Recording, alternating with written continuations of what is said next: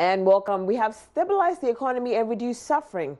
Well, I'm not saying this. It was said by the Vice President, Dr. Bawumia. We will soon be taking your views on this shortly, so get ready to call in. But before we do that, oh, what a year it has been. Many issues have happened on the leadership and governance scene this year. Roland engaged MP for Secondary lawyer Ejapa Mesa and MP for Tamale North, ALHASSAN SYHUYINI. So let's take that. Thank you for watching us. And as you know, 2019 has been, well, if you look at the experiences, the up and downs and how they've gone, as far as the economy and the governance sectors have been uphill. We've had some great news to talk about, but also some concerns not only raised by civil society, but also, well, the speakers and the main commentators on the front of politics. But as we always do each year, we have to do some great reviews. And some of those discussants who have helped us do the discussions throughout the year, we also need to solicit their comments, their own sentiments, but their main views on key national issues. And we decided to come to Parliament and have some great discussions with some of them. I have Andrew Ejapa Mesa. He is a legal practitioner, but also the Member of Parliament for Secondary is right here. Andrew, how are you? I'm well. Yeah. Grace. Well, we thank God. And then also ALHASSAN SYHUYINI, and he's not new to the show. And he's a Member of Parliament for Tamale North, a known media practitioner, and somebody who is always hard to talk to. Yeah, always wants to have his way. And ALHASSAN, 2019, great time. I hope your mischief ends in 2019. Well, it's been a great time throughout the rest of the year, but recently we just had printing of new notes. It occupied the public discourse for a number of weeks, and we also do know that there have been some good times for us to celebrate. We had Cardi B also coming within the year as well. Chichinga was dominating on the sidelines, so at least we could have some good things to tell. And so, well, it depends on how you want to take a look at it. But since it's your party that's in government, let me straight away just touch a little on the subject of the economy. We've seen a number of surveys, especially the Afrobarometer reports that had been published by CDD. A string of them had dwelled on the economy. And the last one that they did publish had implications on the choices that will be made following the comments and the responses on the economy on the previous ones that were published. That makes the economy a key thing entering 2020. How would you say summarily has been the economy in terms of its management by those that need to manage it, government, the Bank of Ghana, etc.?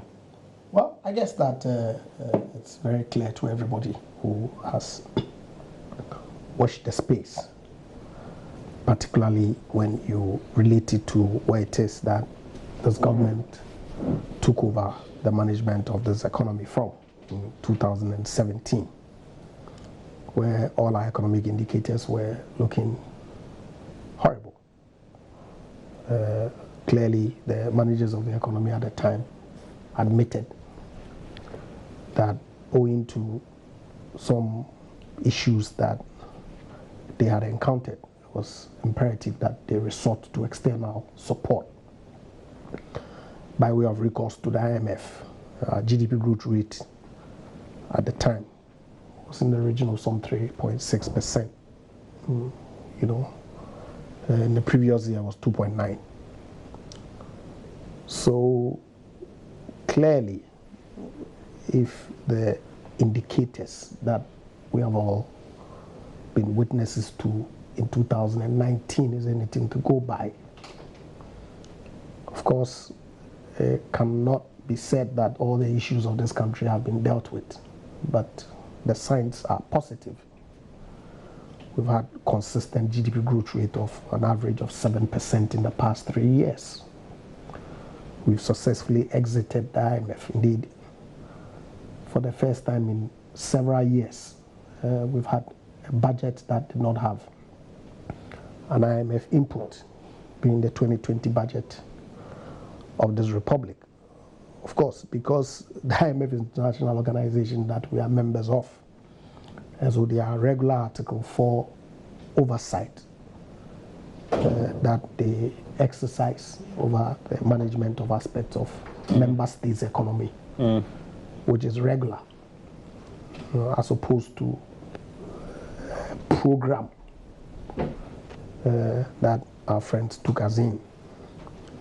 All the economic indicators clearly have improved significantly over the past 3 years. So I would say that yes, the economy obviously, even though in the most recent Afrobarometer report that you made reference to, some other indicators, infrastructure, education, health, was topmost as opposed to economic management. Clearly, that is the foundation based on which all those other needs spring from.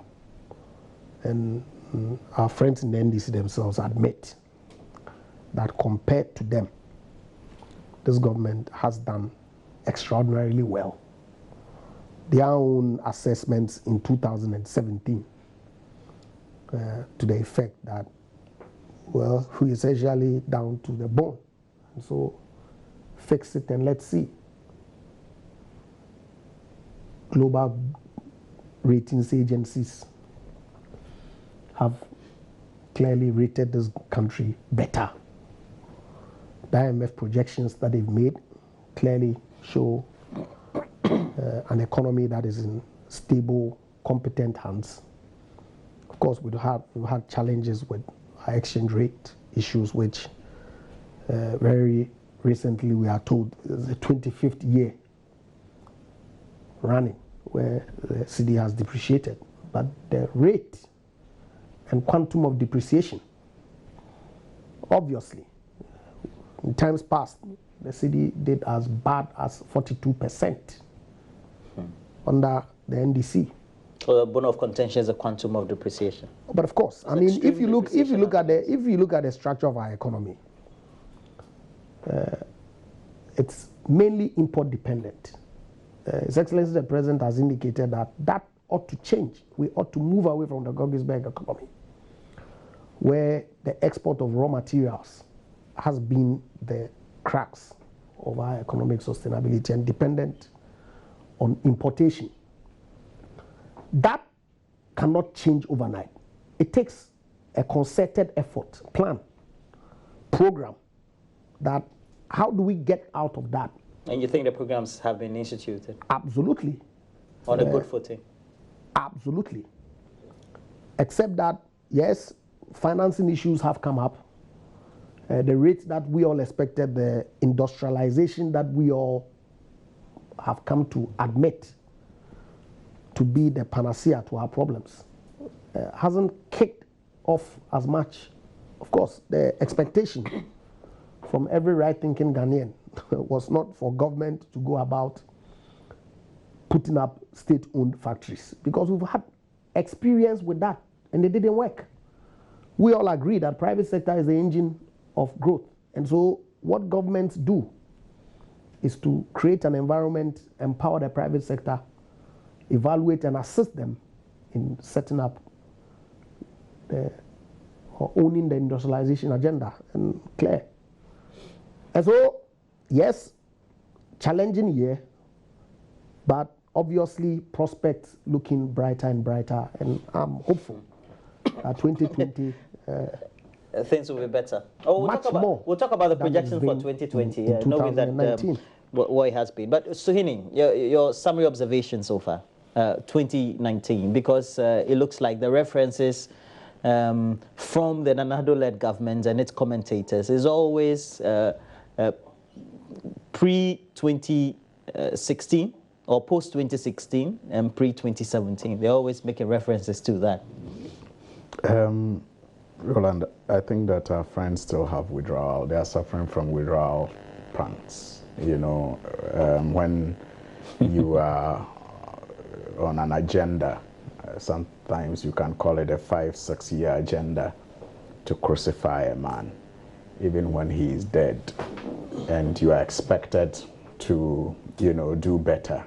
because you are so used to crucifying the man, every time you are asked to do better, because you invited people to join you help crucify the man, you still go and point to the dead, man, as the reason why you can't do better. But you see, our people know better. And in my language, they say, the heart knows the truth, it's the mouth that lies. But as for the heart, it always knows what the truth is. And it has been demonstrated here by my honorable good friend, Mesha, when he admits after all the propaganda that indeed it has been a challenging year. And that is what it's been. That's the truth. It's been a challenging year. Look, it's been a year of job losses.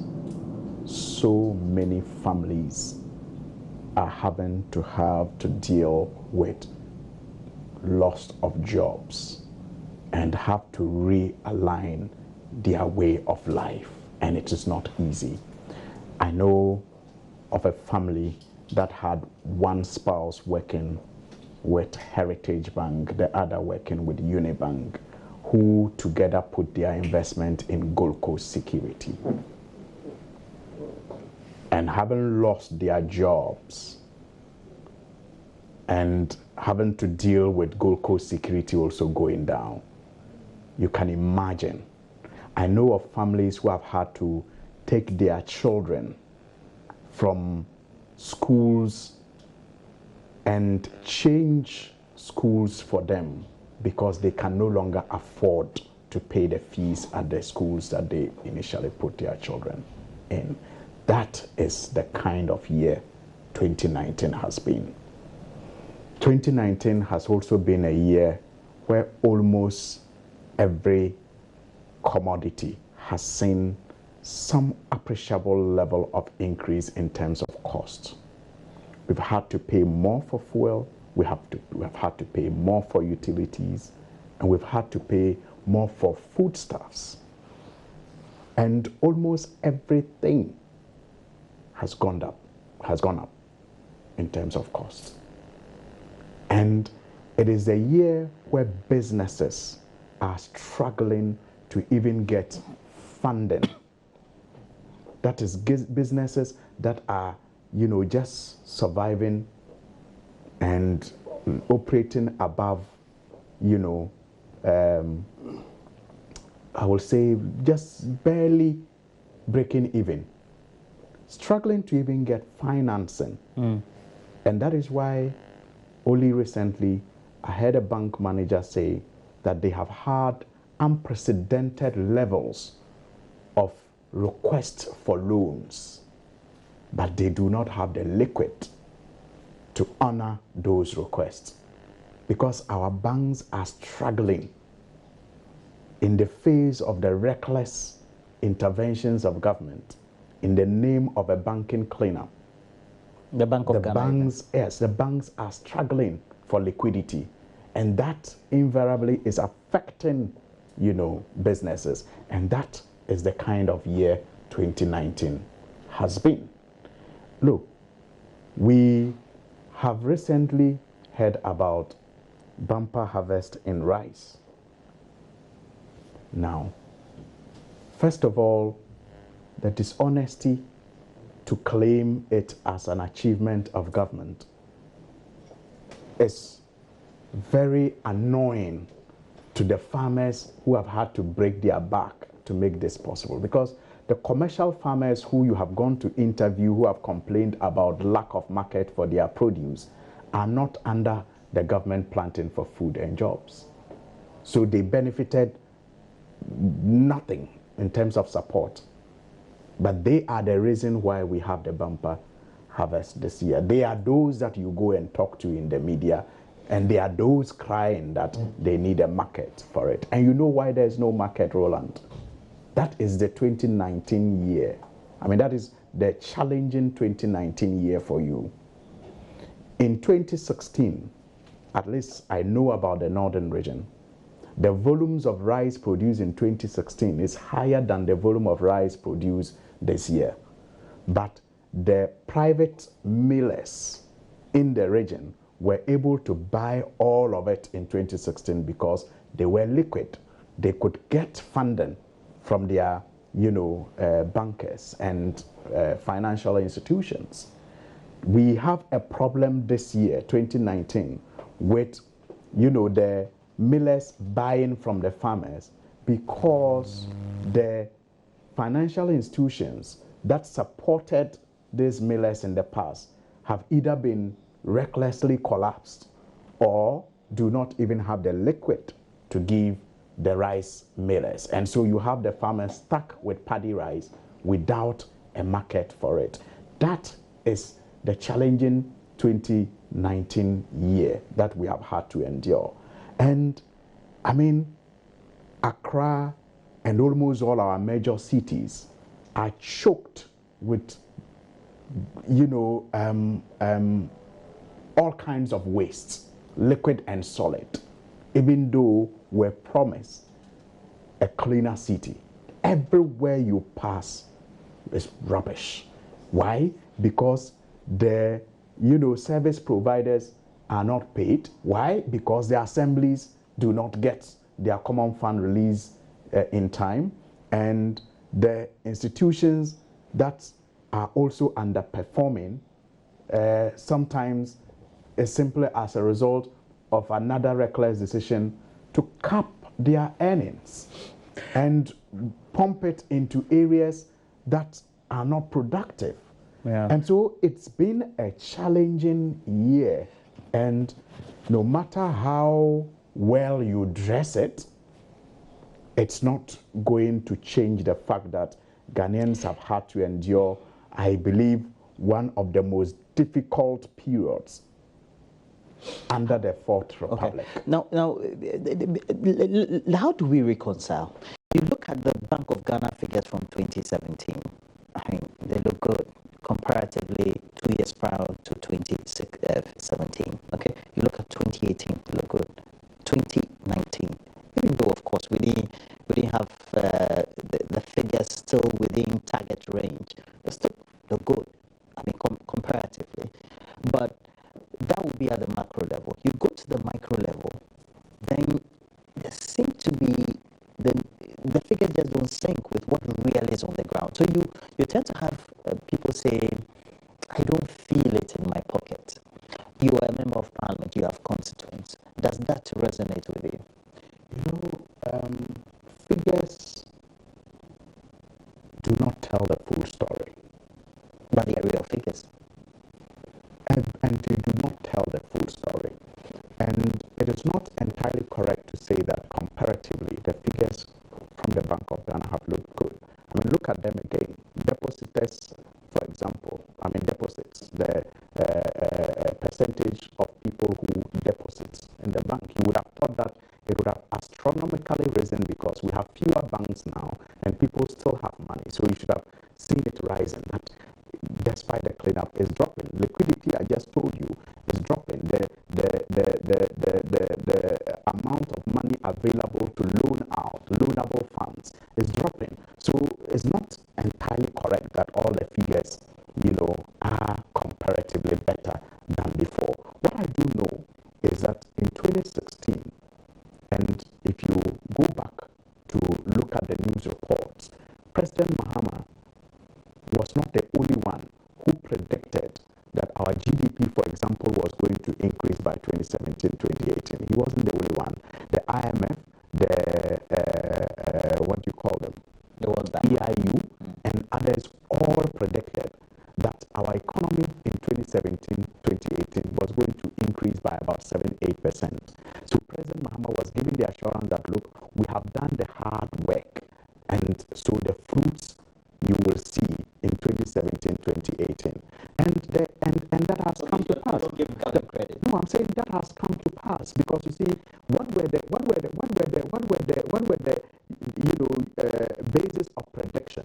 It was oil. The investments that we had done in the ENI, the Sankofa fields, were the reasons why these international institutions said that our economy was going to, see some life in 2017-2018. So if you were a lucky key government that came into office to meet, the framework as it had been established, you should just be magnanimous enough to admit that you have managed well, but you really did not sow. You only inherited and managed well, but you really did not do the hard work of sowing and ensuring that these figures come. And look, by the time that the NDC left office, inflation rate, interest rates, whatever, were all pointing down. And that's how you look at an economy. You don't look at an economy as an event. It's a process. So a certain vehicle had been set in motion. Look, Roland, again, after 3 years, the vehicle has gone in reverse gear. And that is why these international agencies, again, are predicting that by 2021, 2022, our GDP will come down to about 4%, 3%, because it has set the motion backwards.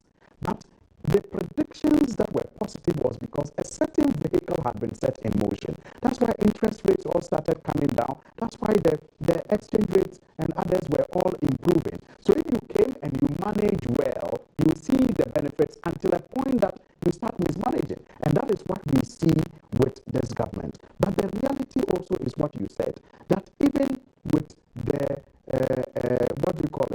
propaganda around the figures, the people, living conditions are exposing that propaganda. And thank God, it was our vice president who gave us that, theory that you can do all the propaganda that you want. The exchange rate will expose you. And so it is true as it was then, just as it is true today, that you can do all the propaganda that you want.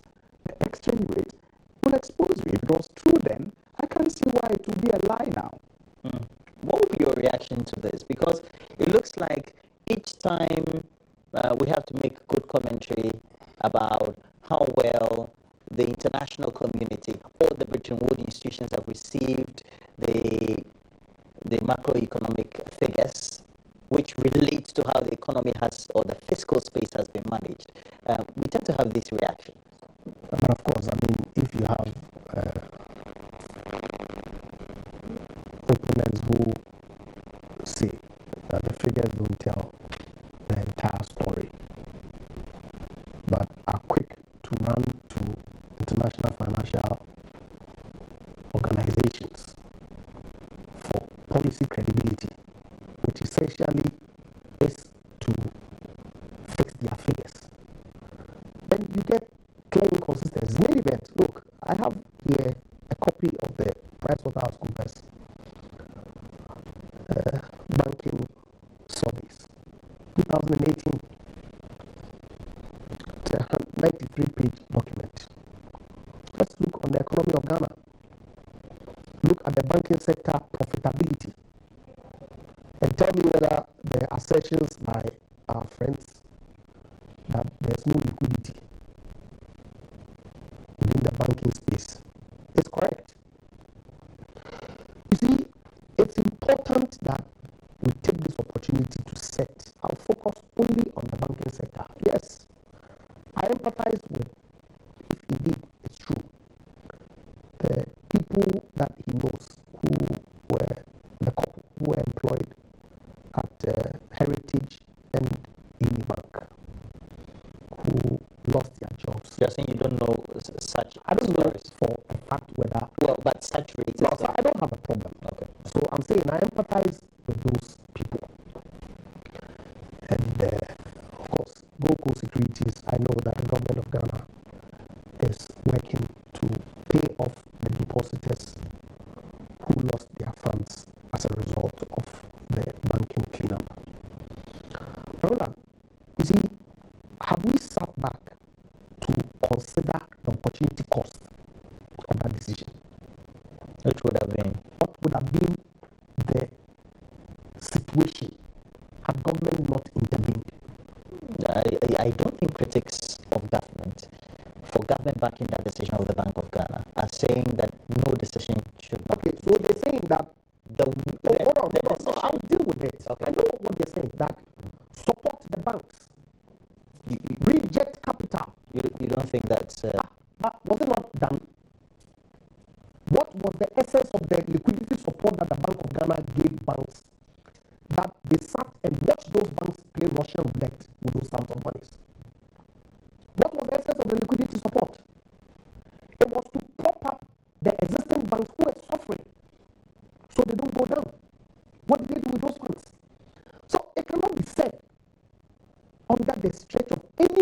allegation that no attempt was made to salvage those banks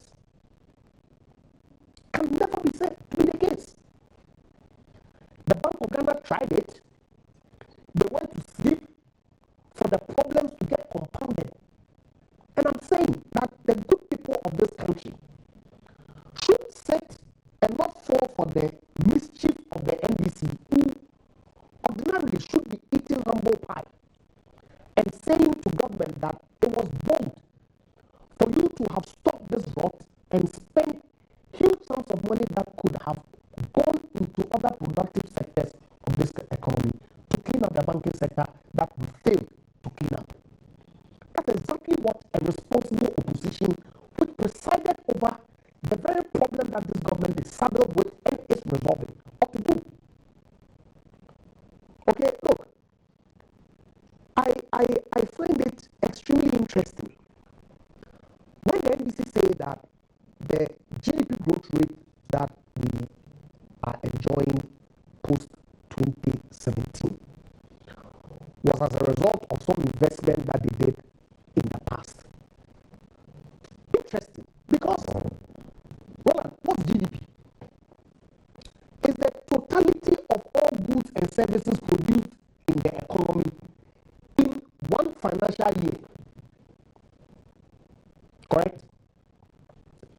So if you make investments this year, it's part of your GDP for this year. Correct? It's part of the goods and services that you are producing in this year.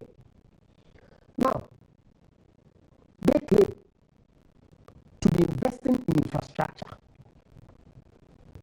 yet the GDP was declining. The growth in GDP declined between 2012 to 2016. 2040 had the exceptional figures. Well, no, that was 2011. President Mills' time, when we did the 14. Post that, consistent decline to 2.9 in 2015, and it rose up slightly to 3.6 in 2017.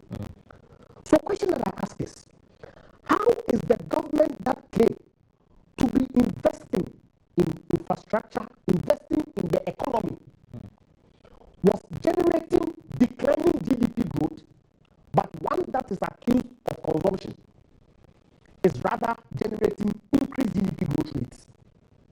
How? Only the Mr. Mahama economy can explain that. Okay, look, as we sit here, every indicator that we've seen points to an economy that has been stabilized. You talk of suffering. Look, Roland, it's important. Okay, I'm not want to be the type that likes equalization. That during your era, you did this. But it's important to benchmark. Because otherwise, what's the essence of the argument? By equalizing. No.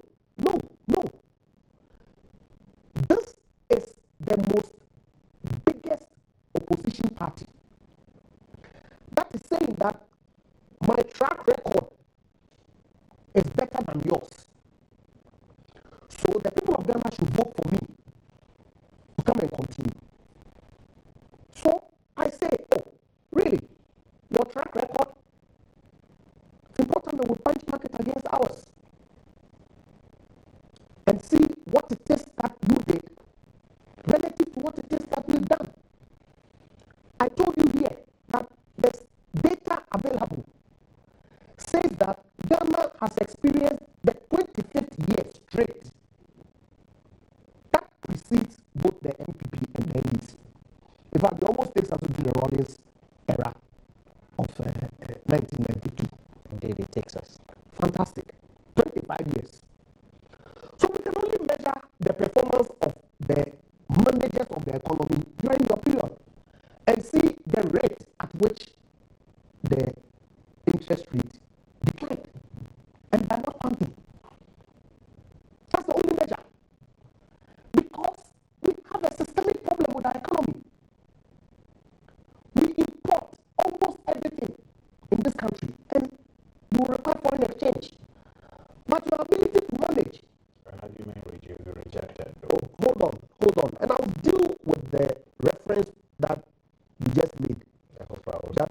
the fundamentals of your economy are weak.